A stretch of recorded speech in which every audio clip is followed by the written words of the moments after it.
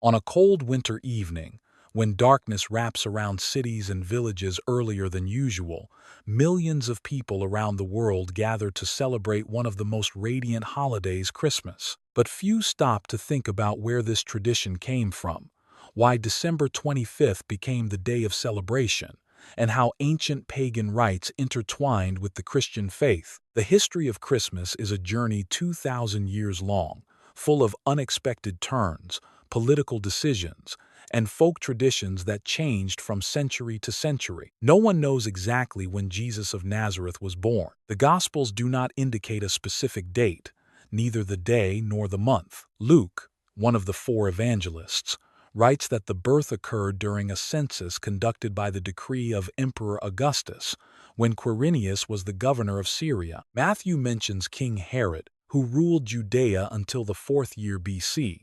These details contradict each other. Quirinius became governor after Herod's death. Historians have struggled with this question for centuries, but there is no exact answer. Early Christians did not celebrate Christ's birthday at all. For them, the main event was Sunday, Easter. The birth was considered secondary. Church writer Origen, who lived in the 3rd century in Alexandria, even condemned the very idea of celebrating birthdays, considering it a pagan custom. The Romans and Greeks did indeed celebrate the birthdays of gods and emperors, organizing feasts and sacrifices. Christians saw themselves as separate from this culture, striving to emphasize their uniqueness. The first attempts to determine the date of Christ's birth appeared in the 3rd century. Clement of Alexandria mentioned various opinions. Some named May 20th, others April 19th or 20th. In the East, some communities celebrated on January 6th, linking this day to the baptism of the Lord, Epiphany. This date had symbolic significance. It was believed that at the moment of baptism, the divine nature of Christ was fully revealed. December 25th was first mentioned as Christmas Day in the Roman calendar of 336. This was the chronograph of 354, an illustrated calendar created by the Roman calligrapher Furius Dionysius Philocalus. In the list of martyrs and holidays, there was an entry: the 8th day before the January calends, the birth of Christ in Bethlehem of Judea. This is the first written record of celebrating Christmas on this day. But why was December 25th chosen? The answer lies in the pagan traditions of the Roman Empire. December 25th was the day of the celebration of Sol Invictus, the unconquered Sunday. This cult appeared under Emperor Aurelian in 274 and quickly became popular among Roman legionnaires and the common people. The day of the winter solstice, when daylight begins to increase, was perceived as the birth of the sun, the victory of light over darkness. Romans organized lavish festivities, lit bonfires, and exchanged gifts. The Christian Church was faced with a choice: either fight these deeply rooted customs or adapt them. The second strategy was chosen. By setting Christmas on December 25th, the Church superimposed Christian content onto a date familiar to the people. Christ became the true light of the world, replacing the pagan solar deity. This decision proved brilliant from a practical point of view. It was easier for people to accept a new faith when it did not completely destroy their customary calendar of holidays. However, in the east of the Christian Empire, in Antioch, Constantinople, and Jerusalem, the tradition of celebrating Christmas and Epiphany together on January 6th persisted for a long time. John Chrysostom, one of the greatest preachers of the 4th century, delivered a famous sermon in Antioch in 386 or 387, in which he urged his flock to adopt the Western date of December 25th. He argued that this date was more accurate, referring to the fact that the Roman Church had better preserved the apostolic tradition. Gradually, the Western tradition won. By the 5th century, most Christian communities in the Eastern Roman Empire were already celebrating Christmas on December 25th. January 6th remained the day of Epiphany, a holiday dedicated to the baptism of Christ and the appearance of the Holy Trinity. Thus, the structure of the Christmas season that exists in Orthodoxy and Catholicism to this day was formed. Interestingly, The Armenian Apostolic Church never accepted December 25th. Armenians still celebrate Christmas on January 6th, uniting it with Epiphany. This is the only ancient Christian tradition that has preserved the original Eastern practice. For the Armenian people, this day is the main winter holiday, celebrated with special reverence. In the western part of the Roman Empire, where the Roman Catholic Church was later formed, December 25th was established quickly and unconditionally. Pope Leo the Great in the 5th century delivered sermons on Christmas, emphasizing the deep theological meaning of the Incarnation, the moment when God became man. For Western Christianity, Christmas gradually became one of the central holidays of the year, although Easter still remained the main celebration. Before December 25th became Christmas, this time of year was saturated with pagan festivities. The most famous of these were the Saturnalia, an ancient Roman festival in honor of the god Saturn, the patron of agriculture and abundance. The Saturnalia began on December 17th and lasted for several days, sometimes stretching into a week. It was a time of universal merriment when ordinary social norms were turned upside down. During the Saturnalia, slaves received temporary freedom. They could sit at the same table with their masters, wear their clothes, and say whatever they thought. The masters, in turn, sometimes served the slaves, thereby demonstrating the idea of the original golden age when all people were equal. It was a kind of social safety valve that allowed the release of accumulated tension in a strictly regulated Roman society. The streets of Rome were filled with cries of Io Saturnalia, a festive greeting. People exchanged gifts. Most often, these were wax candles, symbolizing light in the dark time of year, and small clay figurines called sigillaria. Homes were decorated with green branches of laurel and myrtle.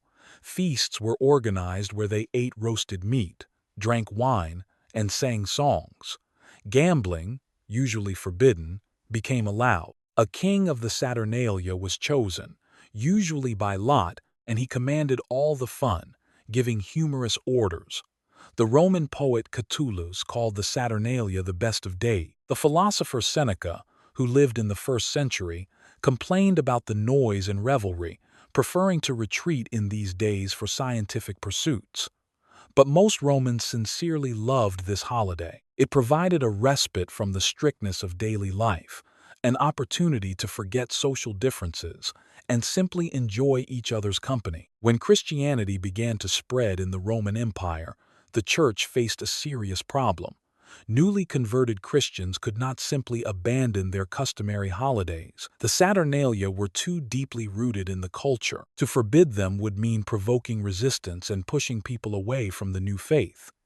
Church hierarchs chose another path: the gradual Christianization of pagan custom. Many elements of the Saturnalia quietly migrated into Christmas traditions: the exchange of gifts, festive feasts, and the decoration of houses with greenery. All this has pagan roots. The candles that the Romans lit during the Saturnalia began to symbolize Christ as the light of the world. The idea of social equality transformed into the Christian teaching about the brotherhood of all people before God. Even the figure of the king of the Saturnalia found its reflection in the medieval tradition of electing a lord of misrule or a boy bishop on Christmas. Besides the Saturnalia, the end of December was marked by other pagan holidays. On January 1st, Romans celebrated the Calends of January, the festival of the two-faced god Janus, the patron of beginnings and transition. On this day, people wished each other luck in the new year, gave gifts, and decorated their homes. The Church tried to fight these customs, declaring them demonic but unsuccessfully. Eventually, January 1st became the feast of the circumcision of the Lord, which allowed for the Christianization of this date. In the northern provinces of the empire, especially in Gaul and Britain, the winter solstice was celebrated by Celtic and Germanic tribes. Druids, Celtic priests, performed rituals associated with mistletoe, which was considered a sacred plant granting life and protection. The Germanic peoples celebrated Yule, a 12-day festival in honor of the rebirth of the sun. They burned a huge log, the Yule log, which was supposed to burn for all 12 nights, bringing luck and warmth to the house. When Christian missionaries came to these lands, they faced the same difficulties as in Rome. People did not want to abandon ancient custom. Pope Gregory the Great in the late 6th century wrote instructions to missionaries in Britain: "Do not destroy pagan temples, but turn them into Christian churches. Do not forbid holidays, but give them a Christian meaning." This policy was successful. The Yule log became part of Christmas tradition. The mistletoe adorning houses received a new legend that Mary and Elizabeth had met under it. Thus, Christmas absorbed a multitude of pagan elements, becoming a synthesis of Christian theology and ancient folk traditions. This was not an accident or a compromise. It was a conscious strategy of the Church aimed at the gradual transformation of the pagan world into a Christian one. And this strategy worked so well that today few remember the pagan origin of many Christmas customs. In the Middle Ages, Christmas became one of the main holidays of the Christian world. However, it was celebrated very differently than it is today. Medieval Christmas was a strictly religious event, centered on the church service, not a family feast or gift exchange. The day began long before dawn. On the night of December 25th, Christians went to church for matins, the first of 3 Christmas services. In large cathedrals, the liturgy turned into a grandiose event. Candles illuminated the stone vaults, the choir sang hymns in Latin, and priests in rich vestments performed the liturgy. Simple peasants stood in the cold nave of the cathedral, wrapped in cloaks, but their hearts were filled with awe. The morning mass was called Missa in Gallicantu, Mass at the first cockcrow. It was believed that this was the hour Christ was born. Then followed the day Mass, Missa in Aurora at dawn, dedicated to the adoration of the shepherds.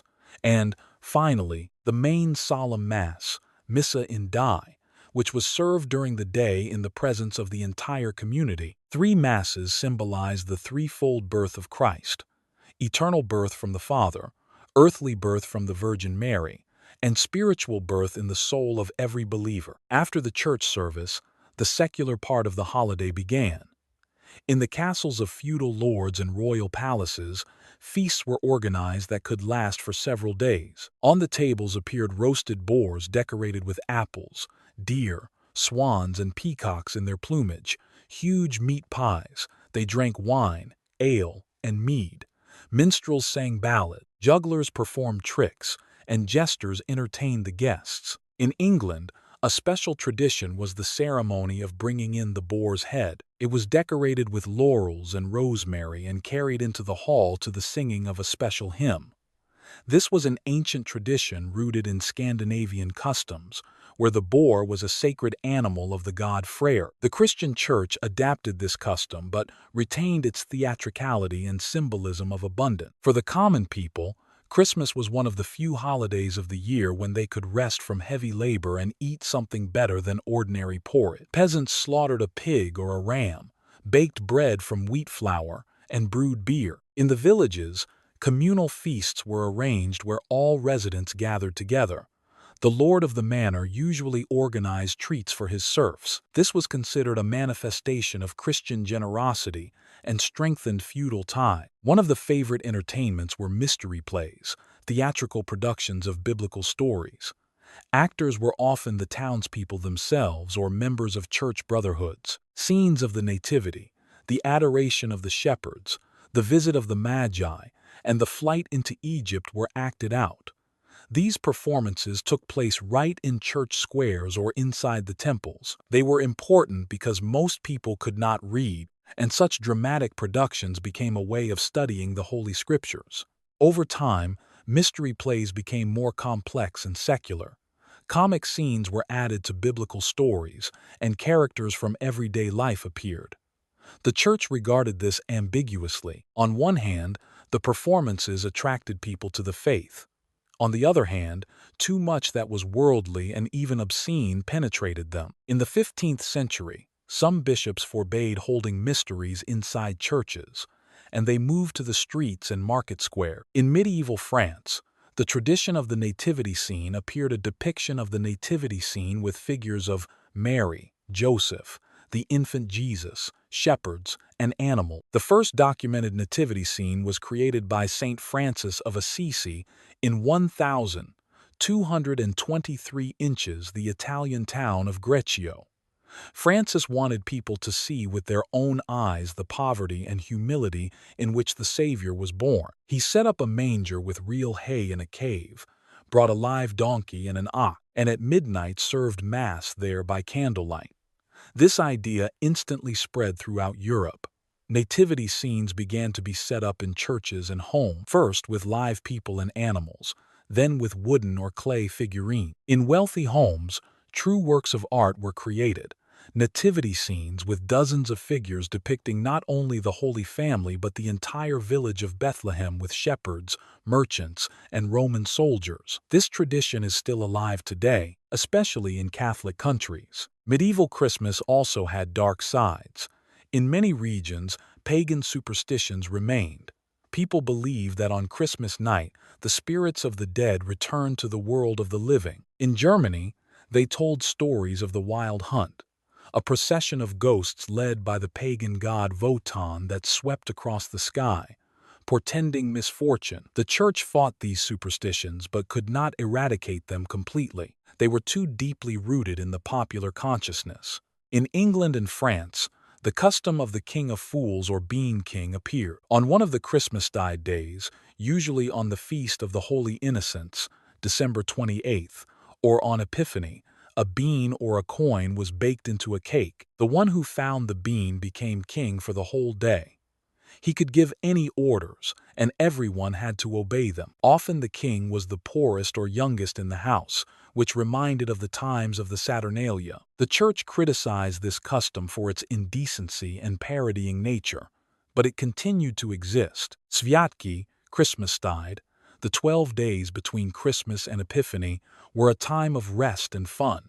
Working on these days was considered a sin. People visited each other, sang Christmas songs, carols, and played games. Young people organized mummering, they wore masks and strange costumes and went from house to house, demanding treats. This was an echo of ancient pagan rites of expelling evil spirits, but in a Christian context, it turned into mere entertainment. The 16th century brought a religious schism to the Christian world, which radically changed the attitude towards Christmas. Martin Luther nailed his 95 Theses to the doors of the Wittenberg Church on the 31st of October 1517, marking the beginning of the Reformation. Protestants demanded the cleansing of Christianity from everything that did not have a direct biblical basis, and Christmas came under fire for criticism. Radical Protestants, especially Calvinists and Puritans, considered the celebration of Christmas a remnant of Catholic superstition. They pointed to the absence in the Bible of instructions to celebrate the birthday of Christ. Moreover, the very custom of marking birthdays was pagan. In the scriptures, only 2 birthdays are mentioned: Pharaoh's in the book of Genesis and King Herod's in the Gospel. And both times it ended in the death of innocent people. Is this not proof that God does not approve of such celebrations? In Scotland, where the Calvinist Church won, Christmas was officially banned in 1558. The ban lasted for almost 400 years, until 1958.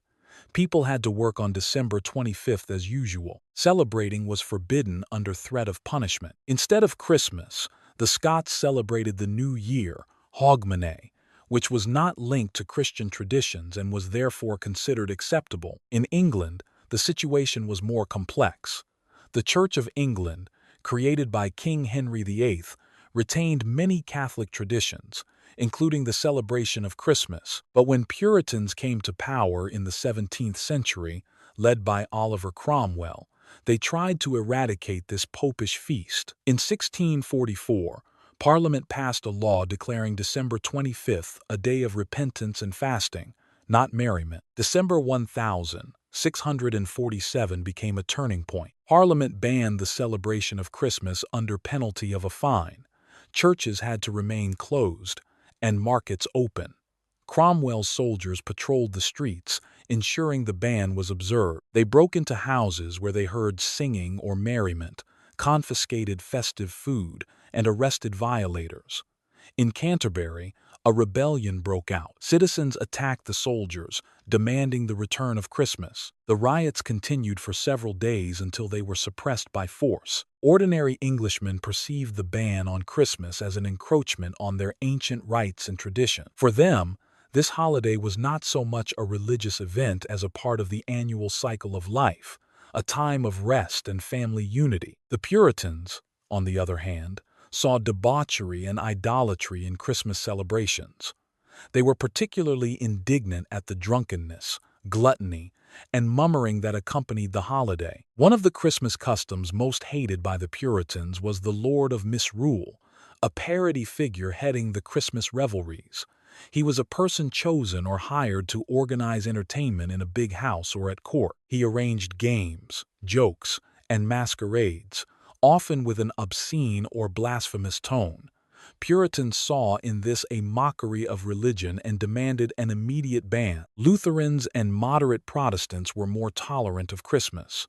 Martin Luther himself loved this holiday and wrote Christmas hymns. The most famous of them, "From Heaven Above to Earth I Come," is still sung in German churches. Luther believed that celebrating Christ's birth helped believers understand the mystery of the Incarnation more deeply. He saw nothing wrong with decorating houses with green branches or singing merry songs if done with reverence. It was in Lutheran Germany that the tradition of the Christmas tree appeared. Although the exact date and place of origin of this custom are unknown, the first mentions of Christmas trees in homes date back to the 16th century. In Strasbourg in 1539, the city council issued a decree limiting the size of Christmas trees. Each family could cut down a tree no taller than 8 shoes, about 2.5 meters. This suggests that the custom was already widely spread. There is a legend that Martin Luther himself was the first to decorate a tree with candles. One winter evening, walking home through the forest, he saw stars flickering through the branches of the fir trees. Struck by the beauty, he brought a small tree home and decorated it with candles to show his children how beautiful the sky looked that night. The historicity of this story is doubtful, but it reflects the spirit of the Lutheran Christmas, joyful, domestic, and family-oriented. In Catholic countries, Christmas continued to be celebrated with the same grandeur. The Counter-Reformation, a movement aimed at strengthening the Catholic Church in response to Protestantism, used holidays as a way to demonstrate the power and beauty of Catholicism. Magnificent Baroque churches were built, solemn processions were held, and luxurious nativity scenes were created. The Jesuits, an order founded by Ignatius of Loyola to fight the Reformation, actively used theatrical productions and music to attract believers. In Spain and its colonies, Christmas was celebrated with special pomp. In Mexico, the tradition of posadas appeared, a 9-day celebration before Christmas, recreating the journey of Mary and Joseph to Bethlehem. Every evening, a procession with figures of the Holy Family went from house to house, asking for shelter, and the hosts answered by singing, letting the guests in for prayer and refreshment. This tradition, which combined Spanish Catholicism with indigenous customs, became an important part of Mexican culture. By the end of the 17th century, religious wars in Europe began to subside.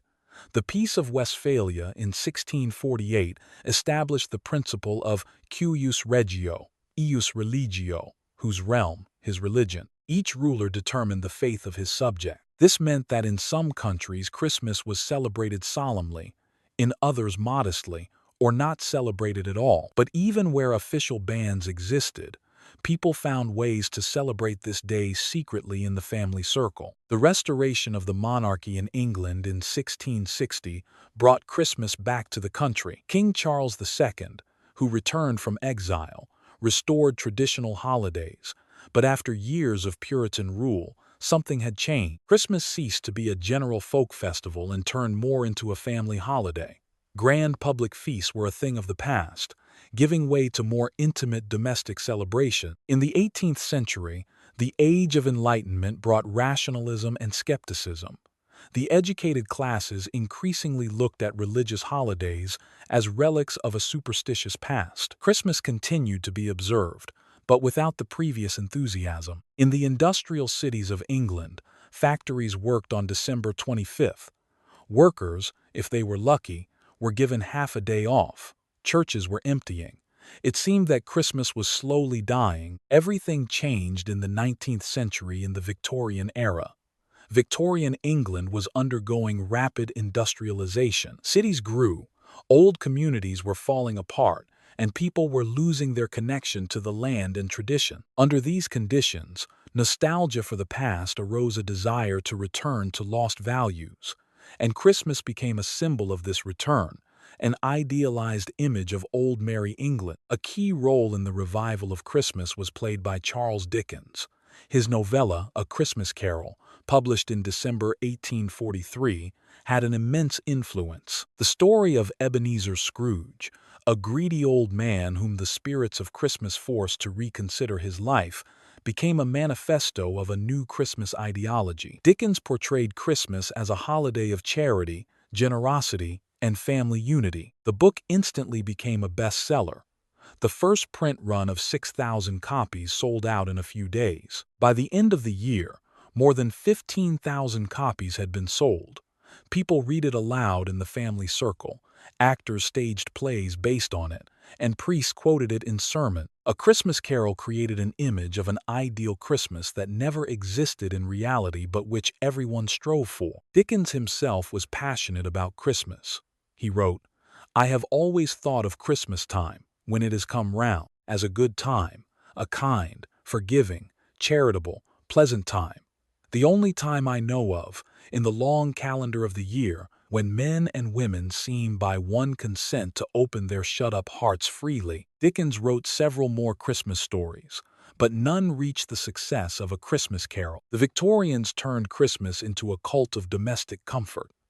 The center of the holiday became the family gathering around the hearth. This was facilitated by social changes, the emergence of the middle class, the growth of cities, and the development of railways, which allowed people to come home for the holiday. The home became a sanctuary from the cold industrial world, and Christmas a time when this home filled with warmth and light. The Christmas tree, which came from Germany, became the symbol of the Victorian Christmas.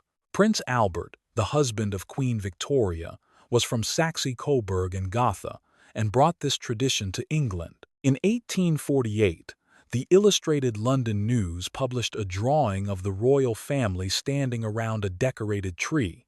This image caused a sensation. If the Queen celebrated Christmas like that, it meant it was right and fashionable. The middle class began to imitate the royal family. Trees were decorated with candles, glass ornaments, tinsel, sweets, and small toys. Gifts wrapped in beautiful paper were placed under the tree. The tradition of giving gifts at Christmas expanded and became more ritualized. If earlier gifts were modest and practical, now they were chosen with great attention, trying to please every member of the family. The Victorians invented the Christmas card. The first commercial Christmas card was created in London in 1843 by Sir Henry Cole, who commissioned artist John Horsley to draw a scene of a family celebration. The card depicted a family at the table raising glasses, and the inscription, "A Merry Christmas and a Happy New Year to you." Cole printed 1,000 copies and sent them to friends. The idea caught on. By the 1880s, Christmas cards became a mass phenomenon. They were printed by the millions, decorated with flowers, birds, angels, and snowmen. The development of the postal system and the reduction of postage costs made it possible to send greetings to friends and relatives living far away. The Christmas card became a way of maintaining ties in an era of mass migration. Victorian Christmas created an image that still defines our perception of this holiday. Snow outside the window, a decorated tree, roast turkey on the table, pudding on fire, a family in the living room, carolers on the street. Surprisingly, this image was largely artificial. London in the 19th century rarely saw snow at Christmas. Roast turkey was available only to the rich. Most people continued to work on December 25th, but it was precisely this idealized image that spread throughout the English-speaking world and became the standard. The Victorians also created many Christmas hymns that are still sung. Silent Night, Holy Night was translated from German into English. Hark, the Herald Angels Sing was written by Charles Wesley back in the 18th century. but this song became popular precisely in the Victorian era. Priests and composers created new hymns, striving to return religious meaning to Christmas in an era of growing secularism. The Church of England actively supported the revival of Christmas. The Anglican movement, which sought to return ceremonialism and beauty to worship, decorated churches for Christmas with mistletoe, ivy, and holly. Solemn evening services with the singing of carols were introduced. Christmas became a time when even those who did not go to church regularly came to services to feel a connection with tradition and community. The Victorian revival of Christmas was not just nostalgia for the past.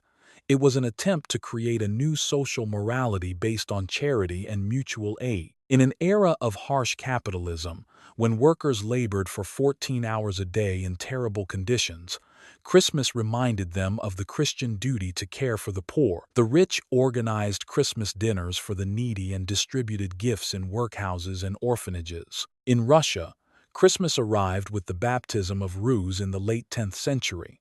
Prince Vladimir, having adopted Christianity from Byzantium, brought Byzantine church traditions to Rus. Christmas was celebrated according to the Julian calendar on December 25th, which corresponds to January 7th in the modern Gregorian calendar. This difference in calendars remains to this day in the Orthodox Church. Christmas in ancient Rus was a strictly religious holiday. It was preceded by the 40-day Street Philip's fast, one of the strictest fasts of the year. From November 15th, believers abstained from meat, dairy products, and eggs. The fast was a time of prayer, repentance, and purification. They prepared for Christmas spiritually, not materially. Christmas Eve, the day before Christmas, was special. On this day, people fasted until the appearance of the first star, symbolizing the Star of Bethlehem, which showed the way to the Magi. After the evening service at the temple, the family sat down at the table with 12 Lenten dishes, according to the number of the apostles. Mandatory was sochivo, boiled wheat or rice with honey and poppy seeds, from which the name Sochalnik, Christmas Eve, originated. The Christmas service in the Orthodox Church lasted several hours and was distinguished by special solemnity. Churches were decorated with spruce branches, hundreds of candles were lit, and ancient Byzantine chants were sung. The Troparion, Thy nativity, O Christ our God, hath shone upon the world the light of wisdom. Priests were vested in white robes, symbolizing purity and light. After the service, the Razgovenie, breaking of the fast, began. Meat dishes were placed on the table: roast suckling pig, goose, meat pies, aspic. They drank mead, kvass, and wine. Christmas was a time of joy and abundance. After long weeks of fasting, people visited relatives and neighbors, exchanging greetings and gifts. Svyatki, the period from Christmas to the Epiphany on January 19th, was a time of folk festivities. Young people rode sleds and organized games and amusements. Caroling was especially popular. Mummers went from house to house, sang carols, short songs glorifying Christ and wishing the hosts well-being. The hosts rewarded the carolers with pies, sweets, and coin. Christmas customs often retained pagan elements. Girls practiced fortune-telling about their betrothed. They threw a boot over the gate, poured wax into water, and listened under neighbors' windows. The Church condemned these practices as superstitions but could not eradicate them. Folk Christianity in Rus represented a mixture of Orthodox faith and ancient Slavic beliefs. Christmas trees were not placed in homes. This tradition came to Russia late, only in the 19th century, and was borrowed from the German. Peter I, while cutting a window into Europe, tried to introduce the custom of decorating houses with coniferous branches for the new year, but this decree did not take root widely. Traditional decoration consisted of spruce branches in churches, while houses were decorated with embroidered towels and homespun carpets. In the 19th century, especially in noble and merchant families, Christmas began to be celebrated in the European manner. Christmas trees appeared, decorated with candles, glass ornaments, and tinsel. Gifts for children were placed under the tree. Domestic plays, balls, and concerts were organized. Wealthy families invited guests to Christmas dinners that could last for several days. After the Revolution of 1917, the fate of Christmas in Russia changed sharply. The Bolsheviks, having proclaimed atheism as the state ideology, began a struggle against religious holidays. Churches were closed, priests were arrested, and believers were persecuted. The celebration of Christmas was declared a relic of the past, incompatible with socialist society. The 1920s became a time of a fierce anti-religious campaign in the Soviet Union. Lenin and the Bolshevik leadership saw religion as opium for the people, a tool for the oppression of the working class. Christmas, as one of the main Christian holidays, became a special target. Newspapers published anti-Christmas articles, mocking superstitions and the clergy. Activists of the League of Militant Atheists organized Komsomol Christmas's parody events where they mocked religious rites. In 1929, the policy of mass closure of churches began. Temples were blown up, converted into warehouses, clubs, and anti-religious museums. Priests were sent to the gulag or shot. Believers were forced to hide their faith, celebrating Christmas secretly in a narrow family circle, drawing the curtains and fearing neighbors' denunciation. Children, raised in an atheistic spirit, often did not know about the existence of this holiday. But the Soviet government understood that simply banning the tradition did not work. People continued to cherish the memory of Christmas, passing it down from generation to generation. Then it was decided to transfer Christmas traditions to the New Year, a holiday not linked to religion. The tree, gifts, Grandfather Frost, Dead Moro, all this moved from the end of December to the beginning of January. Interestingly, they tried to ban the tree as well. In December 1924, an article was published in Pravda urging Komsomol members not to put up trees, as it was a bourgeois prejudice and anti-scientific superstition. But 10 years later, in 1935, the authorities' position changed. Pavel Postashev, secretary of the Central Committee of the Communist Party of Ukraine, proposed returning the New Year's tree to children, now as a Soviet atheistic tradition. From 1935, the revival of New Year's trees in the USSR began, but in a new ideological context. Instead of the Star of Bethlehem on the top, a red five-pointed star, the symbol of communism, was fixed. Instead of angels, the tree was decorated with ornaments in the form of pioneers, collective farmers, airplanes, and airships. Instead of Christmas carols, Soviet songs about Lenin and the party were sung. Dead Moros, a character of Russian folklore associated with the pagan spirit of winter, was transformed into a kind grandfather bringing gifts to children for the new year. Snegorochka, the snow maiden, his granddaughter or assistant, was added to him, a character having no analogues in Western tradition. Dead Moroz and Snegorochka became symbols of the Soviet New Year, completely eclipsing Christmas images. Christmas continued to be celebrated only in the depths of families of believers, especially in rural areas. Grandmothers secretly took their grandchildren to operating churches, of which there remained fewer and fewer. They baked kuchia, kept icons, and prayed before them. But with each generation, the religious tradition weakened. Children who grew up in Soviet schools, where scientific atheism was taught, often did not understand the faith of their parents and grandparents. During the Great Patriotic War, the authorities' attitude toward religion softened somewhat. Stalin realized that the church could be useful for raising patriotic spirit. In 1943, a new patriarch was elected. For the first time since 1925, churches were opened and priests returned from the camps. People could celebrate Christmas more freely, although officially it was still a working day. After the war, pressure on the church resumed under Khrushchev. A new anti-religious campaign in the 50s and 60s led to the closing of thousands of churches. Monasteries were turned into prisons or recreation centers. Priests were persecuted again. Christmas remained under a ban, and celebrating it could lead to trouble at work or school. In the Brezhnev years, the situation stabilized. The church existed under the strict control of the KGB, but it was not actively touched. Believers could go to church, although this created problem. Party members were expelled for this. Students faced expulsion. Christmas was celebrated quietly. Interestingly, dissident people who spoke out against the Soviet government often turned to orthodoxy as an alternative ideology. Alexander Solzhenitsyn, exiled from the USSR, spoke openly about his faith. Other dissidents were baptized, studied theology, and copied religious books. For them, Christmas became an act of resistance, an affirmation of values opposite to the official ideology. In the 1980s, in the era of perestroika, the liberalization of attitudes toward religion began.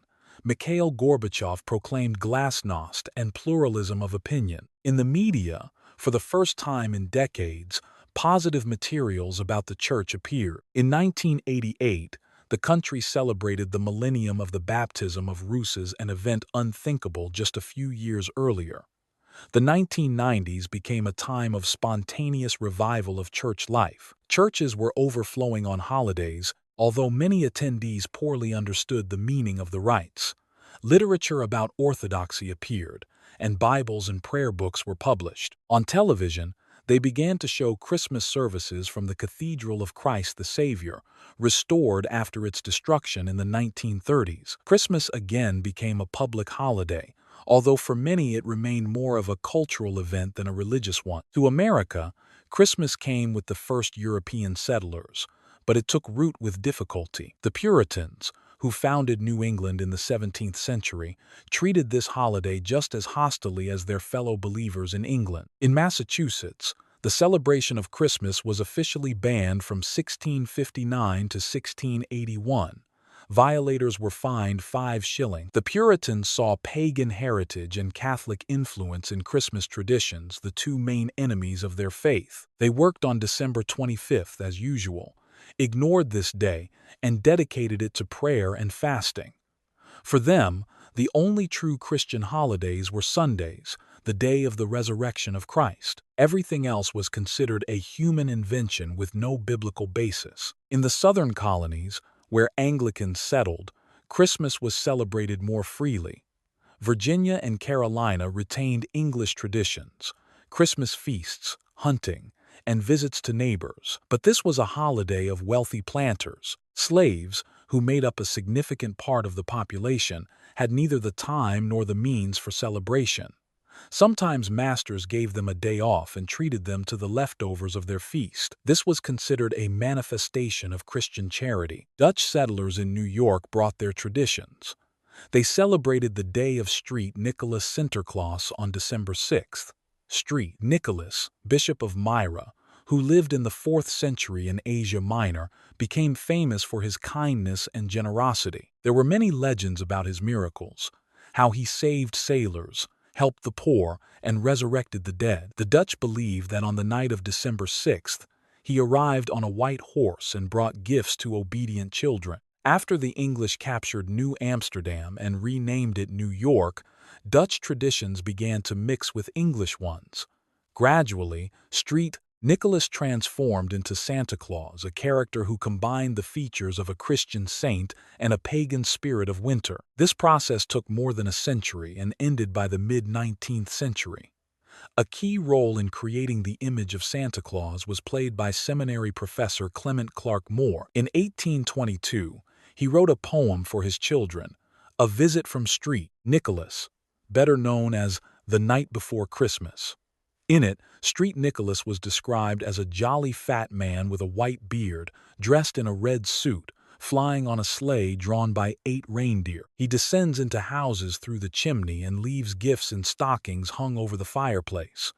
The poem became incredibly popular. It was reprinted by newspapers, memorized by children, and illustrated by artists. The image of Santa Claus created by Moore gradually displaced all other variants. By the end of the 19th century, it became canonical. The artist Thomas Nast, in a series of drawings for Harper's Weekly magazine, detailed the image even further. He added a workshop at the North Pole, elf helpers, and a list of naughty and nice children. Santa Claus turned Christmas into a children's holiday. If before it was a religious event for the whole family, now the center became children and their anticipation of gifts. Parents wrote letters on behalf of Santa, hid gifts, and created a magical atmosphere. Christmas became a time of childhood faith and miracles, which gradually disappeared with adulthood. The Great Depression of the 1930s temporarily dimmed the commercial fervor. People did not have money for expensive gifts. Christmas became more modest and family-oriented. Homemade gifts, joint singing of songs, and simple home celebrations became popular. But after the Second World War, in the era of the economic boom of the 1950s, commercialization returned with renewed vigor. Post-war America was experiencing an unprecedented growth in prosperity. The middle class was expanding. People moved to the suburbs, bought houses, cars, and televisions. Christmas became a demonstration of this well-being. Houses were decorated with garlands of colored light bulbs, a new technology that became available to the masses. Figures of Santa and reindeer were installed on lawns, mountains of gifts piled up under trees. Today, Christmas is celebrated in most countries of the world, but they do it in completely different ways. Even within the Christian world, there are huge differences in traditions, dates, and ways of celebration. These differences reflect not only religious divergences but also cultural, historical, and climatic features of the region. In Western Europe, Christmas remains the most important holiday of the year. Germany is famous for its Christmas markets, Weihnachtsmärkte, which open at the beginning of December. Wooden houses are set up in city squares, where mulled wine, roasted chestnuts, gingerbread, and handicrafts are sold. In France, Christmas, Noël, is celebrated with a solemn dinner. The traditional festive table includes oysters, foie gras, turkey with chestnuts, and the main dish bûche de Noël, a Christmas log, a cake in the shape of a log decorated with chocolate cream. This cake symbolizes the ancient tradition of burning a real log, which is no longer observed in cities, but is remembered through the dessert. In Italy, Christmas lasts for several weeks. The main day is Christmas, December 25th, but celebrations continue until Epiphany, January 6th, when La Befana comes, a kind witch who brings gifts to children. On Christmas night, Italians eat fish, a tradition associated with fasting. Only after the midnight mass can meat be eaten. Italian nativity scenes, Presepio, are true works of art. They are displayed in churches and squares. In Spain and Latin America, the main day is not Christmas, but Epiphany, Dia de los Reyes Magos, Three Kings Day, January 6th. On this day, children receive gifts from the three magi, Melchior, Caspar, and Balthazar. On the eve, parades take place where people in costumes of the magi ride on camels or horses, throwing candy to children. Children leave their shoes by the door, put feed for the camels, and in the morning find gifts. In Mexico, posadas are especially popular, a 9-day celebration before Christmas. Every evening, neighbors gather, divide into two groups. Some represent Mary and Joseph looking for shelter, others the residents of Bethlehem refusing them. After the reenactment, everyone prays together, sings, and breaks a piñata, a clay pot filled with candies. In Greece, for Christmas, they bake Christopsomo, Christ's bread, decorated with a cross made of dough. Children go from house to house with small boats decorated with lights and sing kalanda, Greek carols. In return, they receive sweets and coin. The Christmas dinner necessarily includes pork, in memory of the fact that pigs gave away the place of Christ's birth with their grunting, so they are punished by being eaten. In Ethiopia, where the majority of the population belongs to the Ethiopian Orthodox Church, Christmas, Ghana, is celebrated on January 7th. The celebration begins with a night service, which can last up to 9 hours. People dress in traditional white clothes, shamas. Churches are overcrowded.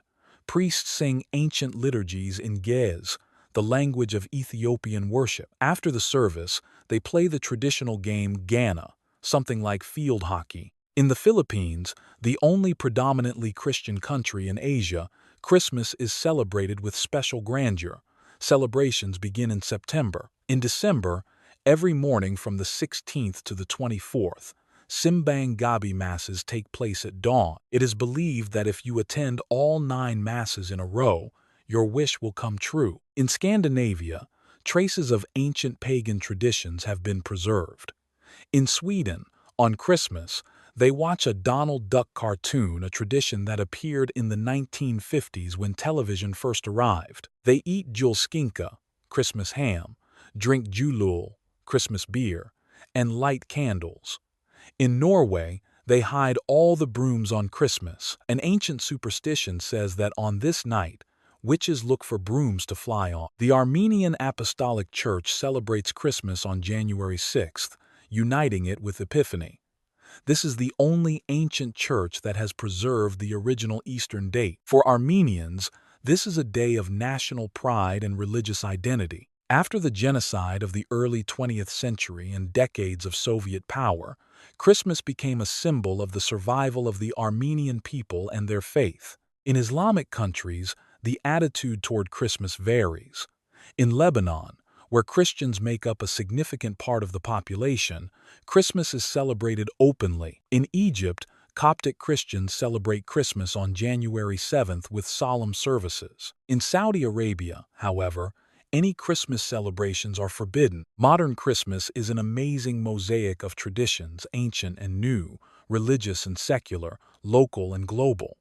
Each culture has adapted this holiday to its conditions, creating a unique variant. And in this diversity, the universal need of people for a holiday of light and hope in the darkest time of the year is manifested. For 2,000 years of Christianity's existence, theologians have argued about the meaning of Christmas. What does the incarnation mean, the moment when God became man? This question gave rise to fierce discussions, church schisms, and the formulation of dogmas. The understanding of Christmas lies at the core of the Christian faith and defines all of Christian theology. Early Christians faced the difficulty of explaining how the divine and the human connected in one person, Christ. Gnostics argued that the deity only seemed to be human, not having a real body. This teaching was called Docetism. Arians believed that Christ was the highest creation of God, but not God himself. Nestorians separated 2 distinct personalities in Christ, the divine and the human. The Church rejected all these teachings as heresies. At the Council of Nicaea in 325 and the Council of Chalcedon in 451, dogmas about the Trinity and the 2 natures of Christ were formulated. It was proclaimed that Jesus is true God and true man. 2 natures are united in one hypostasis, unconfusedly, unchangeably, indivisibly, inseparably. This formulation remains the basis of Christology to this day. Christmas thus celebrates the greatest miracle. Not magic or a supernatural phenomenon in the ordinary sense, but the paradox of the incarnation. The infinite becomes finite. The Creator enters the creation. The eternal is born in time. This is an event that the mind cannot fully comprehend, but faith accepts. That is precisely why Christmas is so important for Christians. It marks the beginning of the salvation of humanity. Orthodox theology especially emphasizes the idea of theosis, divinization. Athanasius of Alexandria formulated this in the 4th century. God became man so that man might become God. This does not mean that people become deities in the pagan sense, but that through union with Christ, humanity receives the opportunity to partake of divine life. Christmas is the first step of this process. Catholic theology developed the teaching that Mary gave birth to Christ as Theotokos, God-bearer, who gave birth to God. This title was approved at the Council of Ephesus in 431. It emphasizes that Mary gave birth not just to a man in whom divinity later dwelt, but to a God-man from the start. Therefore, the veneration of Mary is so important in Catholicism. She played a unique role in the history of salvation. Protestant theology, especially Calvinist, focuses on the idea of the incarnation as an expression of grace. God was not obligated to save fallen humanity, but decided to do so out of pure love. The birth of Christ is a gift that man cannot deserve. The entire life of Christ, from birth to resurrection, is viewed as a single redemptive act. The history of Christmas is the history of humanity seeking light in the darkness. Whether it is the Star of Bethlehem, the unconquered son of the Romans, or the little lights on a modern Christmas tree, people have always needed a holiday of hope in the darkest time of the year. Christmas satisfies this need, connecting the past and the present, faith and culture, the individual and the social. And as long as this need exists, Christmas will live on, changing but preserving its essence.